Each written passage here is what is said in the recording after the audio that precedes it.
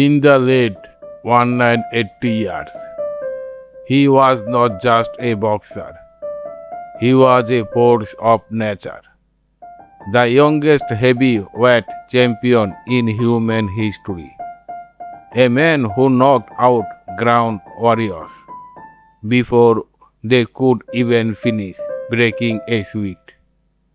Opponents were defeated before they even stepped into the ring, paralyzed by absolute terror.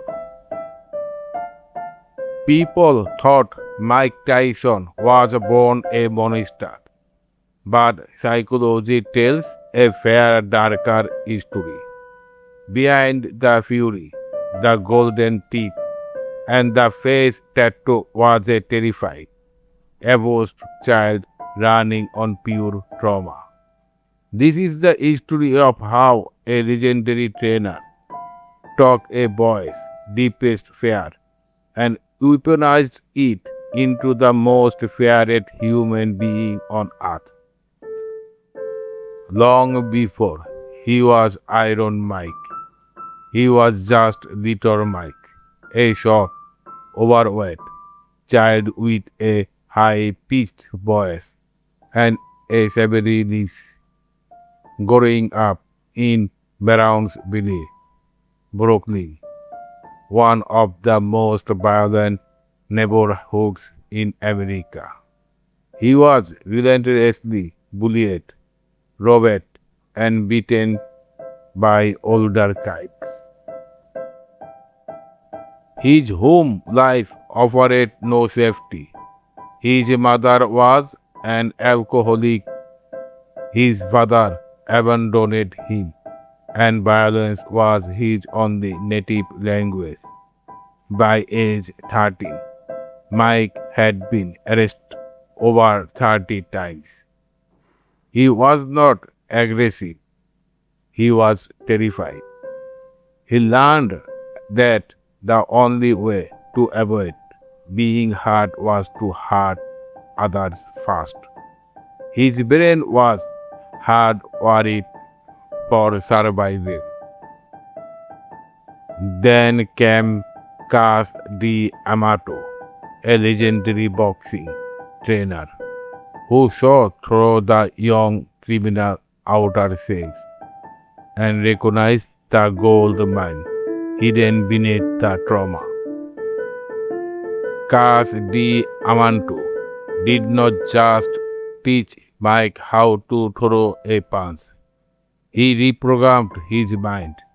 Cus understood a fundamental principle of behavior science. Fear is like fire. If you control it, it cooks your food. If you don't, it burns your house down. Cus took Mike's deep-seated insecurity and transformed it into unstoppable rage. He told Mike he was destined to conquer the world, feeding his ego to protect his fragile mind. Cus taught him the infamous pick a bow style, turning Tyson panic into relentless forward motion. When Tyson entered the ring, he was not fighting for money. He was fighting to keep the terrifying monster of his childhood away.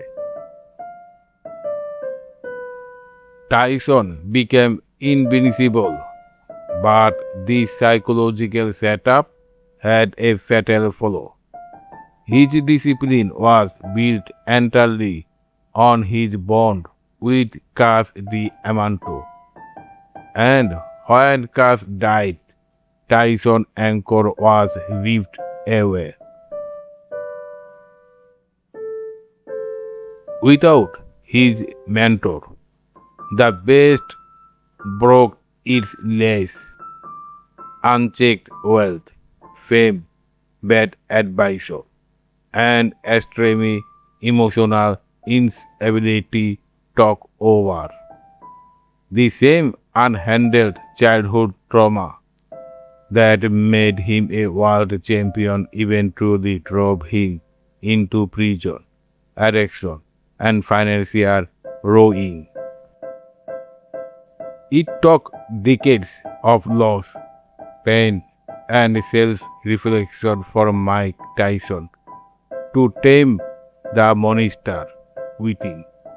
Today, he openly speaks about his vulnerabilities, reminding us that true strength is not about crushing everyone around you. It's about mastering yourself. The psychological lesson of Mike Tyson is clear.